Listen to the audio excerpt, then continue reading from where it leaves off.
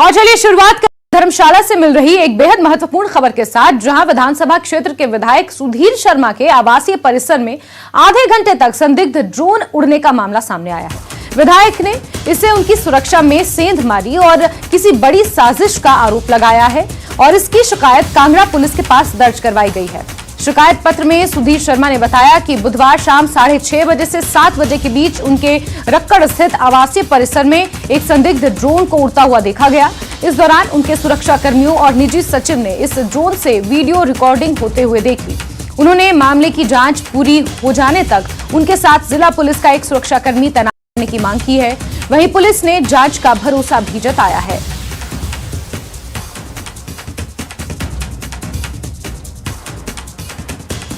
तो बड़ी खबर धर्मशाला से आपको दे रहे हैं। धर्मशाला विधायक सुधीर शर्मा के घर पर संदिग्ध परिस्थितियों में एक ड्रोन को उड़ता हुआ देखा गया। विचित्र हमारे सहयोगी ज्यादा जानकारियों के साथ फोनलाइन पर मौजूद हैं। विचित्र, ये मामला पुलिस के पास पहुंच चुका है, पुलिस ने जांच का भरोसा भी जताया है और इस बीच क्या आपकी बात हो पाई सुधीर शर्मा या फिर उनके साथ जो लोग मौजूद रहते हैं, उनकी सुरक्षा में जो लोग तैनात रहते हैं पुलिस अधिकारियों से? विचित्र निश्चित तौर पर जैस्मिन, देखिए, क्योंकि में बहुत हैरत में डाल देने वाला ये वाकयात है, क्योंकि एक वीवीआईपी की सुरक्षा में सेंध का सीधा मामला ये जो है वो सामने आया है। और बीते कल ही इसकी रिपोर्ट खुद सुधीर शर्मा की ओर से बाकायदा एक खत लिखकर जो है, एक लेटर लिखकर जो है एसपी ऑफिस में जमा करवाई गई है, सबमिट करवाई गई है। और जैसा कि हमारी बातचीत जो यहाँ की एसपी है कांगड़ा की, शालिनी अग्निहोत्री, उनसे बातचीत हुई थी, तो उन्होंने कहा था कि हाँ, उनके पास इस तरह की शिकायत आई है और क्योंकि मामला बहुत संवेदनशील है, इसलिए अभी इस पूरे मामले में कुछ कहना बहुत जल्दबाजी होगा। लेकिन हाँ, उन्होंने जांच कमेटी जो है वो बिठा दी है। जांच इसकी पुख्ता तरीके से होगी कि आखिरकार ऐसा कौन शख्स है जो इस तरह की हिमाकत कर रहा है, एक वीवीआईपी के घर पर उनकी कि वो सेंधमारी कर रहा है। तो वहीं ये जो शिकायत पत्र जैस्मिन सामने आया है, उसमें सुधीर शर्मा की ओर से भी सीधा यही आरोप लगाया गया है कि ये उनको एक तो खुली धमकी हो सकती है या कोई षड्यंत्र हो सकता है, उनकी गोपनीयता निजता को भंग करने की कोशिश की जा रही है। और जिस तरह से तस्वीरें हम दिखा रहे हैं, ये वही तस्वीरें हैं जो इनके घर के आसपास की हैं और जहां पर जो है ये रहते हैं। और उन्होंने ये भी कहा है कि क्योंकि उनके साथ जो है उनके पीएसओ रहते हैं और उन्हीं के मार्फत उनको ये जानकारी मिली है कि आधे घंटे तक जो है एक ड्रोन जो है उनके घर की और उनके आस पड़ोस के इलाके की जो है वो रेकी कर रहा था एक तरह से। तो ये पूरा वाकयात जो है वाकई में हैरत करने वाला है। लेकिन क्या कुछ है, ये कौन जो इस तरह से सुधीर शर्मा की रेकी कर रहा है, ये तो तमाम बातें जो हैं जांच के बाद ही पता चलेंगी। लेकिन हाँ, निश्चित तौर पर हम इस पर जो है वो नजर रखने वाले हैं और हम भी जानने की कोशिश करेंगे कि आखिरकार ऐसा कौन शख्स है जो सुधीर शर्मा को टारगेट कर रहा है। बिल्कुल विचित्र, इसमें कोई दो राय नहीं है कि हिमाचल एक शांति प्रिय राज्य है और हिमाचल में इस तरीके की घटनाएं हाल ही में कभी भी देखने को शायद नहीं मिली है और पूर्व में भी कभी इस तरीके की घटनाएं देखने को नहीं मिली है। और एक जांच का ये एंगल भी क्या विचित्र हो सकता है, क्योंकि इसमें कोई दो राय नहीं है कि आजकल ई कॉमर्स साइट पर जो ड्रोन्स हैं वो बहुत सस्ते में अवेलेबल है। बहुत से नए बच्चे जो वीडियोग्राफी का शौक रखते हैं वो इन चीजों को आजकल दिखते हैं। तो क्या हम इस एंगल से भी इस पूरे वाकया को देख सकते हैं, इस एंगल से भी छानबीन जांच की जा सकती है?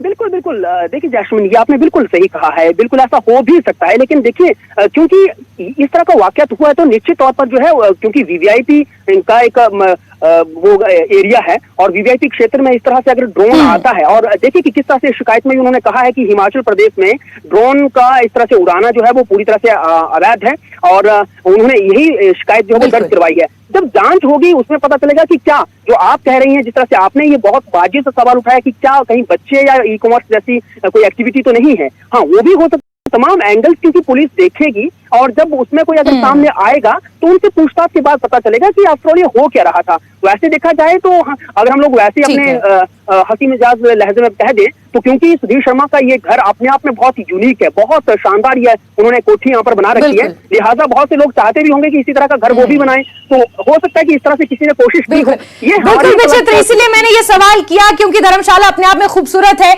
सुधीर शर्मा का बंगला वहां पर बेहद खूबसूरत है और हो सकता है कि किसी ने इसको देखने के लिए शायद इस तरह की हरकत कर दी हो। लेकिन ये मामला संवेदनशील इसलिए हो जाता है क्योंकि सुरक्षा में चूक के लिहाज से भी इसे जा रहा है और हालांकि मामला पुलिस के पास है, छानबीन हो रही है। क्या कुछ निकल कर आएगा विचित्र, जानेंगे आपसे। फिलहाल के लिए आपका बहुत शुक्रिया। चलिए आगे बढ़ते हैं खबरों में। हमीरपुर से आपको खबर देंगे जहां के कांगू गांव में आग हादसा हुआ है। स्लेट पोस्ट मकान में आग लगी है, एक शख्स की इसमें मौत हो गई है। 57 साल के डीपी अशोक कुमार की जलकर मौत हुई है। कश्मीर स्कूल में डीपी पद पर ये तैनात थे और इनकी जलने से मौत हो गई है। नादौन थाना प्रभारी योगराज चंदेल ने इसकी पुष्टि की है। आग लगने के कारणों की फिलहाल जांच की जा रही है। तो स्लेट वाला ये मकान था जिसमें अचानक आग लग गई। आग किस वजह से लगी ये अभी तक स्पष्ट नहीं हो पाया है, लेकिन एक शख्स की जलने से इसमें मौत हो गई है। और बड़ा हादसा यहां पर हुआ है। 57 साल के डीपी अशोक कुमार की जलकर मौत हुई है। कश्मीर स्कूल में ये डीपी पद पर तैनात थे और जलने से इनकी मौत हो गई है। चलिए आगे बढ़ेंगे और शिमला नगर निगम चुनाव आज से नामांकन की प्रक्रिया इसको लेकर शुरू हो रही है। 10 बजे से दोपहर 3 बजे तक नामांकन भरे जा सकेंगे। भाजपा के कई उम्मीदवार आज अपना नामांकन फाइल कर सकते हैं। कई निर्दलीय प्रत्याशी भी आज अपना नामांकन दाखिल करेंगे। 2 मई को शिमला नगर निगम के लिए मतदान होना है। 4 मई को इसके नतीजे आएंगे और आज से नामांकन की प्रक्रिया शुरू हो रही है। बीजेपी ने बीते कल 24 उम्मीदवारों की अपनी पहली सूची जारी की। इससे पहले कांग्रेस ने 7 उम्मीदवारों के साथ अपनी पहली सूची जारी की थी और बीते कल कांग्रेस ने 9 नए उम्मीदवारों की सूची जारी की है। भाजपा 24 उम्मीदवारों का ऐलान कर चुकी है। आज ऐसा माना जा रहा है कि भाजपा और कांग्रेस के उम्मीदवार अपना अपना नामांकन भर सकते हैं। इसी के साथ कुछ निर्दलीय उम्मीदवार भी मैदान में उतरने के लिए उतारू हैं। शिमला नगर निगम चुनाव के लिए कांग्रेस की स्क्रीनिंग कमेटी ने 9 और नाम फाइनल कर दिए हैं। इससे पहले कांग्रेस 7 नामों की पहली सूची जारी कर चुकी है। इसी तरह अब तक कुल 34 वार्डों में से 16 में कांग्रेस ने अपने प्रत्याशी तय कर लिए हैं। बाकी 18 वार्डों में ज्यादा दावेदार होने के कारण किसी एक पर सहमति नहीं बन रही है, जिसको लेकर लगातार मंथन भी चल रहा है। इससे पहले बुधवार को मुख्यमंत्री आवास पर स्क्रीनिंग कमेटी की एक बैठक हुई, जिसकी अगुवाई सीएम सुक्खू ने की। बैठक में कैबिनेट मंत्री हर्षवर्धन चौहान समेत कांग्रेस के बड़े नेता मौजूद रहे और 18 सीटों पर मत्थापच्ची अभी चल रही है। शिमला नगर निगम चुनावों में मतदान के लिए 2 मई की तारीख मुकर्रर की गई है। 4 मई को नतीजे आने हैं, जिसके लिए लगातार प्रत्याशियों के नामों पर मंथन चल रहा है। 16 नाम कांग्रेस जारी कर चुकी है, 18 नामों पर मंथन जारी है। ये जो चुनाव है सरकार बनने के बाद हो रहा है और पार्टी सिंबल पे हो रहा है और जिन लोगों ने अप्लाई किया है उनमें मोस्टली जो है पार्टी के साथ जुड़े हुए लोग हैं जो काफी समय से पार्टी का काम कर रहे हैं या पार्टी में आस्था रखते हैं। तो हमें पूरी उम्मीद है कि ऐसी कोई परिस्थितियां नहीं बनेगी। जिनको भी मौका मिलेगा उसमें हमारी पूरी सीनियर लीडर्स मिनिस्टर्स बैठ के, जो हमारी स्क्रीनिंग कमेटी है, कोऑर्डिनेशन कमेटी है, सब के बैठ के बात कर रहे हैं, जिसमें मिनिस्टर्स भी हैं और पूरी बात मेरिट पे इसको तय किया जा रहा है कि जो लोग पार्टी से जुड़े हुए हैं, काफी समय से पार्टी का काम कर रहे हैं या जिनकी जीतने की क्षमता है, ऐसे लोगों को मौका दिया जाएगा। चलिए आगे बढ़ेंगे। इधर शिमला नगर निगम चुनाव के लिए भाजपा ने 24 प्रत्याशियों की पहली सूची जारी कर दी। खास बात यह है कि भाजपा ने कई अनारक्षित वार्डों में फिर से निवर्तमान महिला पार्षदों को चुनाव मैदान में उतारने का फैसला लिया है। बैठक में कुल 34 वार्डों के प्रत्याशी तय करने को लेकर चर्चा हुई, लेकिन रात 10 बजे तक महज 24 प्रत्याशियों के नाम ही तय हो पाए हैं। अब आज फिर से पार्टी नेता बैठकर बाकी बचे 10 वार्डों से अपने प्रत्याशियों की सूची जारी कर सकते हैं। तो लगातार बैठकों का दौर जारी है, मंथन का सिलसिला जारी है। गंभीरता से लड़ते हैं और अब की बार जबकि चुनाव का शेड्यूल जारी हो चुका है, निश्चित रूप से हम पूरी तैयारी के साथ मैदान में उतर गए हैं और आज हमारी चुनाव समिति की बैठक है। पार्टी के हमारे संगठन की दृष्टि से जो आदर्श सर को बोलो की थी उन सारी चीजों वो मुझे बोलते थे चुप नहीं होना ये, लेकिन टिकट का निर्णय, क्योंकि ये पार्टी के स्तर पर चुनाव हो रहा, तो इसलिए टिकट का निर्णय करने के लिए आज हम बैठे हैं। और चलिए सीधे रुक करेंगे हमारे सहयोगी राजेंद्र का, इसी खबर पर ज्यादा जानकारियों के साथ जुड़ गए हैं।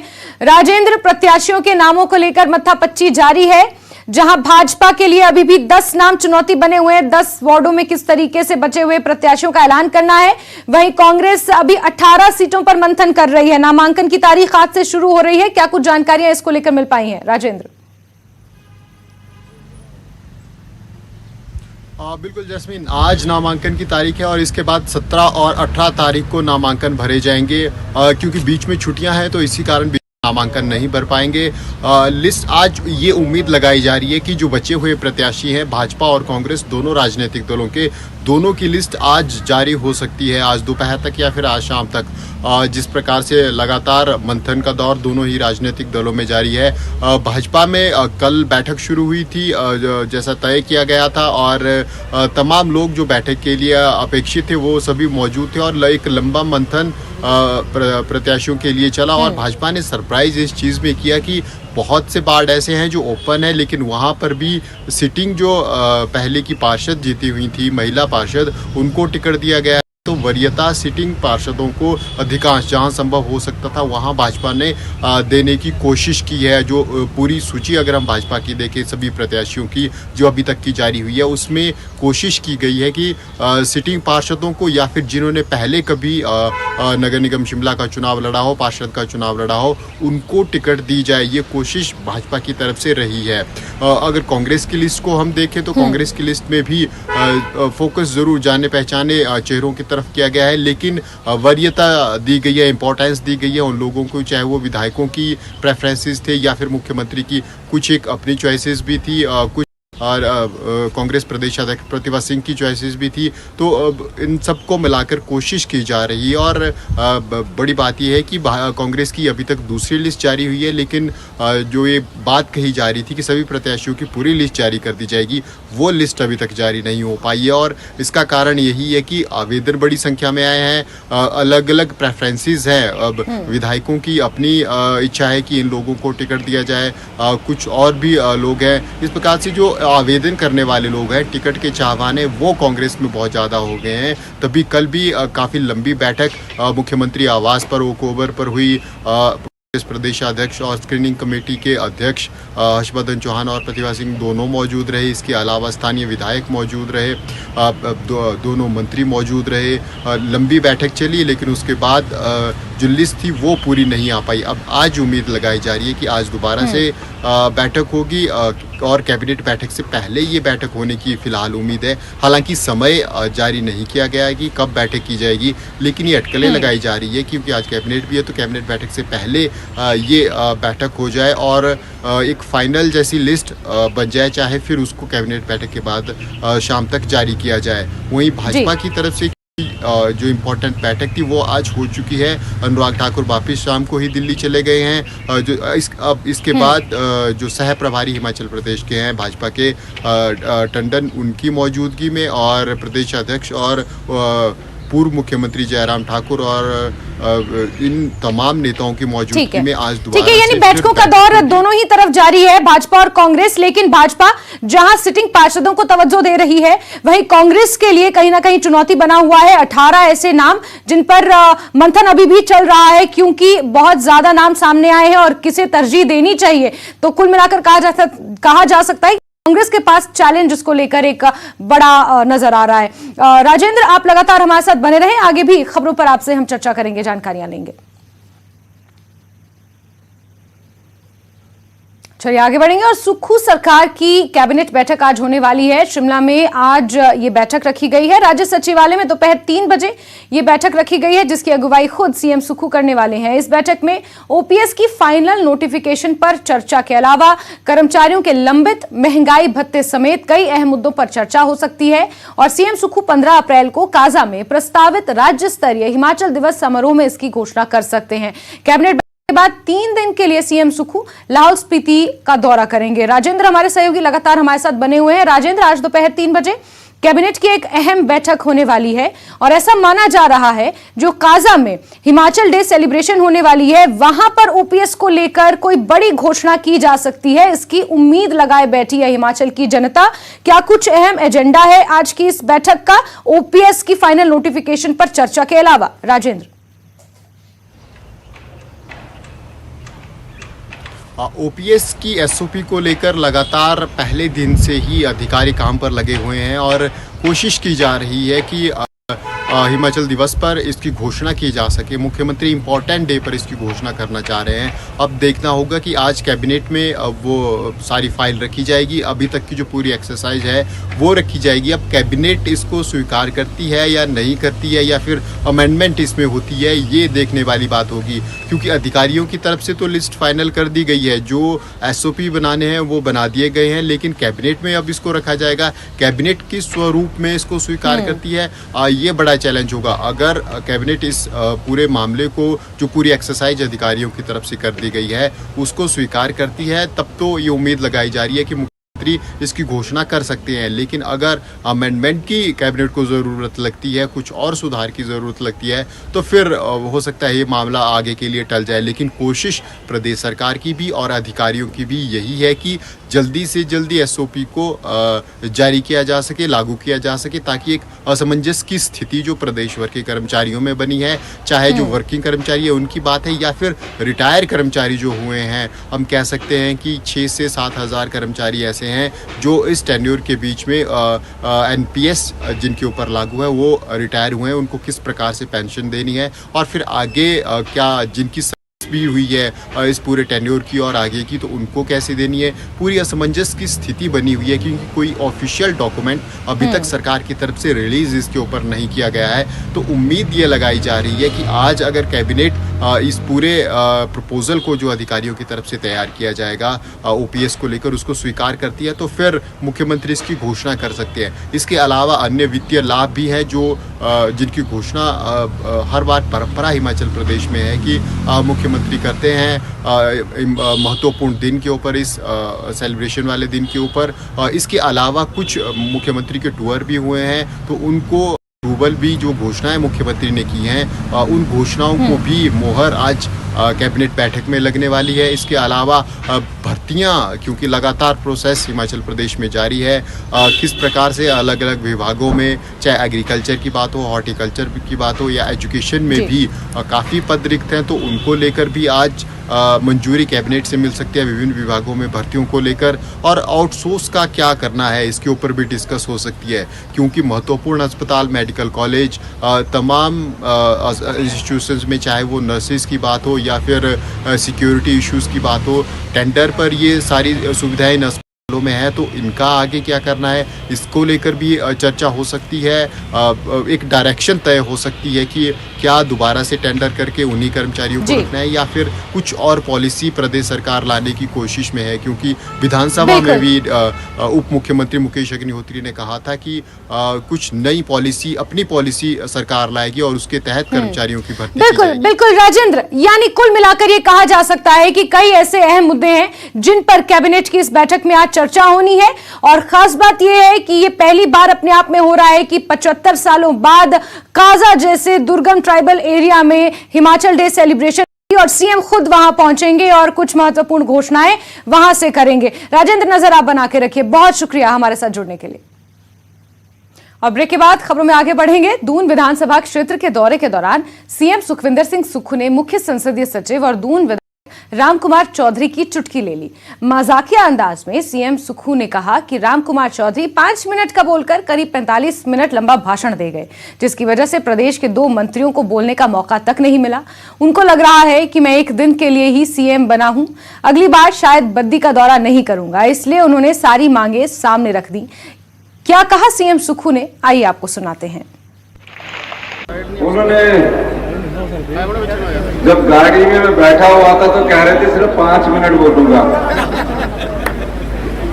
और तकरीबन 45 मिनट बोल गए। तो हमारे जो 2 मंत्री महोदय जो हमारी सरकार में कबीना मंत्री है, कर्नल धरीराम शांडिल जी और विक्रमादित्य जी, उन्होंने कहा अब आप ही बोलिए, नहीं तो हमारा भी समय चला जाएगा।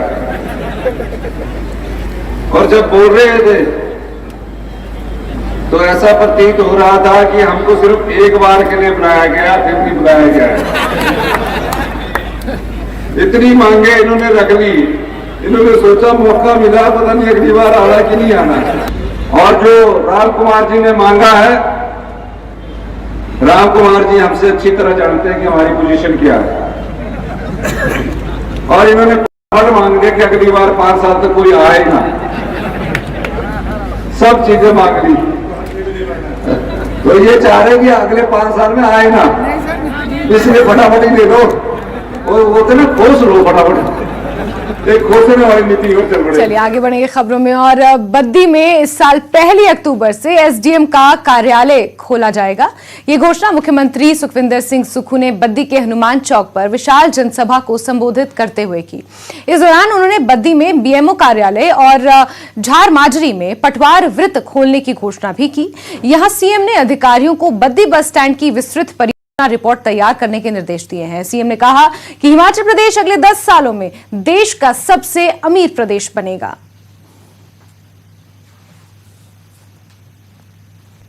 हिमाचल प्रदेश की अर्थव्यवस्था को 4 साल में पटड़ी पर लाएंगे और अगले 10 साल में हिमाचल प्रदेश हिंदुस्तान का सबसे अमीर राज्य होगा। ये मैं आपको कहने जा रहा हूं। घुमारवीं में चल रहे जिला स्तरीय ग्रीष्मोत्सव मेले के दौरान 90 साल की जुधिया देवी खुद खाना बनाकर लोगों को मुफ्त में खिला रही हैं। खाने में दाल, कढ़ी, चावल और चपाती बनाकर भूखे का पेट भर रही हैं। बुजुर्ग महिला के जज्बे को देखकर हर आने जाने वाला दंग है।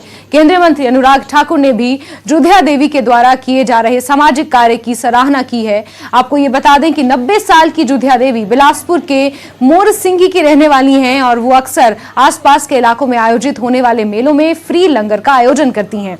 जुधिया देवी विधवा पेंशन को इकट्ठा कर फ्री लंगर की व्यवस्था करती हैं। भगवान के मैं सबका फ्री लंगर खुलवा रही हूँ और मैं जोड़ जोड़ कर रखती हूँ जब खुलवाती है। अब आ रही है सब लगा देती हूँ मैं। पैसे कहाँ से आते हैं आपको? पेंशन मिलती है? हाँ, उससे लगा जो देगी वो भी लगा देती है। मैं 4 धाम करके आई है, अनपढ़ है जुज्जा नाम और मोरसी की थे। मोरसी भी लंगर लगाती हूँ मैं 2 दिन के लिए। वहाँ मल वगैरह सब खाते हैं।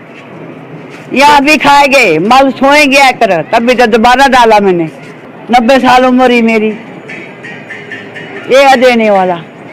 मैंने आंटी को पूछा कि आंटी इतने सारे पैसे कहाँ से आते हैं? और आंटी ने बोला बेटा मेरा ना कोई पति है ना कोई मेरे बच्चे हैं, कोई है नहीं, मेरे परमात्मा मेरे साथ है।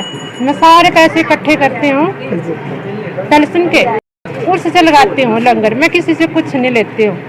पता नहीं कितने सारे लोग आते हैं इधर, खाना खाते हैं, अच्छी अच्छी बातें करते हैं। इनकी बहुत अच्छी है, बहुत अच्छी महिला है, बहुत ज़्यादा। अगर कोई वरिष्ठ और वृद्ध महिला 90 वर्ष की आयु में अपनी पेंशन का पैसा भी लोगों को भोजन खिलाने में देती हैं और वो भी मेले के अवसर पर, तो स्वागत योग्य हो। मैं उनका धन्यवाद भी करता हूं। और ये सोच भारतीय संस्कृति से ही जुड़ी है कि हम पूरी दुनिया को अपना परिवार मानते हैं। वासुदेव कुटुंबकम की जब बात करते हैं तो प्रधानमंत्री मोदी जी ने पूरी दुनिया भर को वैक्सीन दी, 150 देशों को दवाइयाँ दी। ये सोच यहाँ के जन जन में है और यही ये माजिके में भी देखने को मिलती है।